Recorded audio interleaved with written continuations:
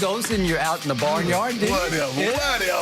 Here we go. Judgment night, Game 5. That's what it comes down to. Oh, okay. Well, if it's that important, Skip, that is where we will start today. LeBron and the Lakers find themselves tied with the Suns at 2 games apiece, heading into Game 5 tonight. Anthony Davis is unlikely to play in the game, according to reports, after suffering a groin strain. Fox Bet Sportsbook has the Suns as 5-point favorites. And yes, I had to check that number, 5-point favorites. Shannon, how important is tonight for your guy, LeBron James? So let me get this straight. A 4-time finals, a 4-time champion, 4 times finals MVP, 4-time league MVP, 13-time first team All-NBA, and 1 game tonight is going to change someone's perception of LeBron James? Maybe. No, it's not. Because here it is. You are where you are with LeBron. Knowing what he's accomplished in this league, and now 1 game is going to change that, I don't believe it's going to happen. I believe LeBron James will play extremely well tonight.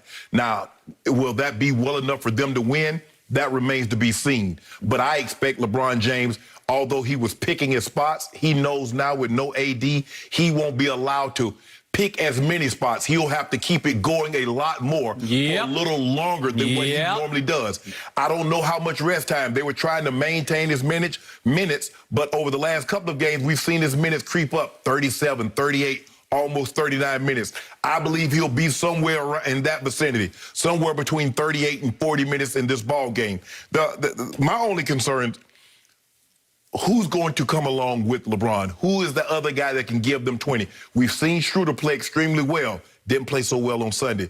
Kuzma has some good rebounding games, but really hasn't found his niche in scoring. Maybe he takes a little bit more of that onus because now his role is going to change a little bit. I don't know if he's... It's going to be interesting to see for me, Skip. How does Frank Vogel, what does he do with this lineup with no AD? Who does he start in AD place? If KCP can't go, now they're hoping he can return. They say he will return. So if he does, but if he returns, how long will he be able to go? But for me, Skip, I don't believe this game will have a bearing one way or another on how we look at LeBron James, given his history, what he's been able to do. 1 game is not going to change anyone's perception of him. Yeah, but you're the only man in the world who actually believes he's already the GOAT. No, there are other people. There are other people who believe that. There might be 3 or 4. But the point 100 is... million. What's that? 300 or 400 million. 304. Okay, thank you.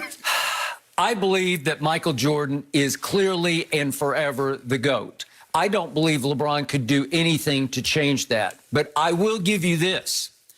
Tonight is a huge opportunity for him, late in his career, year 18, to make a resounding statement that he has launched his team at Phoenix as a 5-point underdog without Anthony Davis against Chris Paul, who is suddenly healthy, and the 51-21 second seed Phoenix Suns.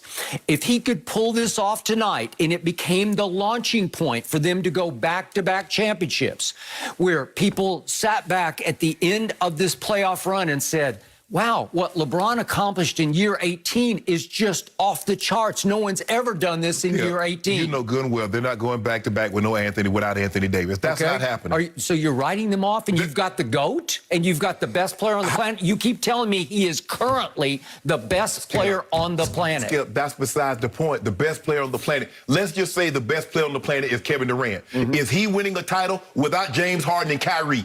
No, he's not. You do know. I don't know. Who else does he have around him? And that's my point. Who else does LeBron have around him? You have been raving about the big penguin. You have been telling me, drum dog millionaire. What a pickup he was at midseason for the Lakers. You said the same thing about Blake Griffin. You've been cooling over Joe Harris. Can anybody shoot the 3 better than Joe Harris? Okay, so I do. I like their team without KD and Harden. I mean, I'm saying Kyrie and Harden. Do you like them enough to say they would win the title without Kyrie and Harden? No. I'd give them a shot to win the East. Against Milwaukee? Yep, I would. What has Milwaukee done? What have they accomplished? When the rubber meets the road, where is Giannis? Let's not get off topic too far. Okay. But, Skip, you and I both know, without Harden and without Kyrie, the Bucks would sweep the Nets. I don't know that. You said we weren't off topic. Now we no, but we go back to go James. Oh, that's like a little sneak attack. Yeah, let's go back, and then you're going to take one last shot, so I can't respond. I got it. Okay, so tonight, as a 5-point underdog, is a legacy opportunity for LeBron, because this is one of those games you might always remember LeBron for. What do you always talk about? Game 6 of the 2012 playoff run, right? The Eastern Conference Finals, though. Okay, I got it. But you called it a legacy game because obviously LeBron had flamed out in the 2011 Finals, his first go-around with the Heat. And they were down 3-2 going back to Boston, right? And I can tell you, because I was at ESPN, there were a whole lot of analysts at ESPN who were starting to doubt LeBron James.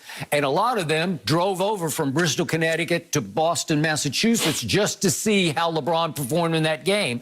And he went huge in that game, as you well remember. He went for 45 that night, although the Celtics went 1 of 14 from 3, so that helped his case, right? But see what you did, Skip? You said now the Boston went, what they go, 1 of 15? 1 of 14. Okay, 1 of 14. Yep. Now, the Lakers just shot 7 of 40, but you don't mention that. All you did is talk about how LeBron failed and how good Phoenix done. So what are we doing here? Well, we're doing what's happening right here, right now to LeBron James. So far through 4 games in this series, he shot 32% from 3. That's not good enough. Right. So far, that's 9 of 28. So far in this series, he's 10 of 17 from the free throw line. That's not good enough on 2 fronts, because that's 59%. Yeah, that's kind of Ben Simmons territory. We're about to talk about him in a minute. Right. But moreover, he's only attempted 4 free throws a game. He averages for his playoff career 9 free throw attempts a game. Don't be afraid of the free throw line. Don't be afraid to drop that shoulder the way Kawhi and Paul George did at Dallas in games 3 and 4 and attack the basket. I still believe in year 18, LeBron James is the best driver of the basketball in the NBA, because he goes about 6'9", you say, let's go 265. He is still a moose. He can still attack. We've seen what he can do to Jay Crowder and Bridges and even Ayton when he decides to. Well, tonight, I would like to see at least 15 free throws, and I wouldn't mind seeing 20 free throws, because he is capable of generating that many trips to the free throw line. At the end of the day, Skip, he can drive as many times as he wants, but if the refs are not blowing the whistle, then what? Maybe not, but I say he will get a fair whistle tonight.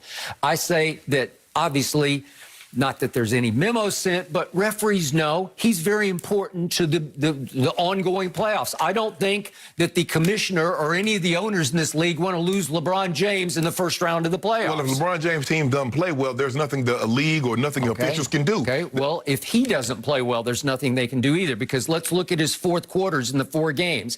So far in 4th quarters, all 4 games, he's 1 of 9 from 3. Not good enough. He is 6 of 12 from the free throw line. Obviously not good enough on either front. Too few made, too few attempted. Correct. He could be better than that. And again, I think this will be a down-to-the-wire game. Yeah. Listen, he has played almost 40 more playoff games than the combined roster of the Phoenix Suns, including Chris Paul. So do I respect Chris? Yes, I do. Did he look like he was getting toward 95% healthy on Sunday afternoon? Yes, he did. Will he be 100% tonight? He well might be. What has he done in his career to threaten LeBron James? Well, he's never even made it to a finals. 2018 with James Harden in Houston, as you remember, they were up 3-2. And what happened right on schedule? He pulls his hamstring again. And he's lost, as you know, for games 6 and 7, and they just stunk without him. Was that his fault? No, he just got hurt again. Right. Has he just been star-crossed where just fate, the basketball gods were not with him? Okay, is this a legacy night for him? Could he put away LeBron James in the first round of the playoffs? Would that help his legacy a little bit? I don't think one game, because it's not a closeout game. Now, if he goes out and he's 30 and 12, and this was an opportunity for them to move on to the second round, okay, I would give you that. But I don't think it's that. It's not for them to stay alive. Maybe if it was a game for them to stay alive. But Skip, you said something earlier, very interesting. You told me that in your mind, there's nothing LeBron could do to supplant Jordan. But you're saying this could be a legacy game. Okay, because I just explained to you, if he pulled this off, it would be year 18. Obviously, Jordan was not very good in those last 2 ceremonial years that he played in Washington. He let himself go physically and fitness-wise. I think there were too many cigars, a few too many drinks, and he played ceremonial basketball. He still averaged 20 and 6 rebounds, 20 points and 6 rebounds over those 2 years, but they were not a very good team. Right? Let me ask you this. I'm not finished answering your question. Okay. So the point is, I am dubious about what you achieved last year. And by the way, the guy who's going to be guarding LeBron a whole lot, he's very dubious too, because he liked a social media post ahead of Game 3, if you remember. I'm talking about Jay Crowder. He liked one that was questioning the authenticity of your bubble ring last year. Of course, everything with LeBron, everything get questioned. Okay, you know well, that? I questioned it up front on time a year ago, or whenever those playoffs were, because I think most teams did not want to be in the bubble. And I think that you were very fortunate to draw the 5th seed, which got crazy hot. It was almost like March Madness hot in the bubble for the Miami Heat as the 5th seed to make it all the way to the finals. And right on schedule, they lost Goran Dragic, their leading playoff scorer, and they lost Bam in Game 1, and he was never the same. So they were not only a 5th seed, they were, on paper, they became like a 7th seed, and you were able to beat them in 6 games. And I thought it was a cakewalk. I thought it was a mismatch. And what did I call it? A cubic zirconia ring that you won in the bubble. And I stand by that, because a lot of people would stand by it because it got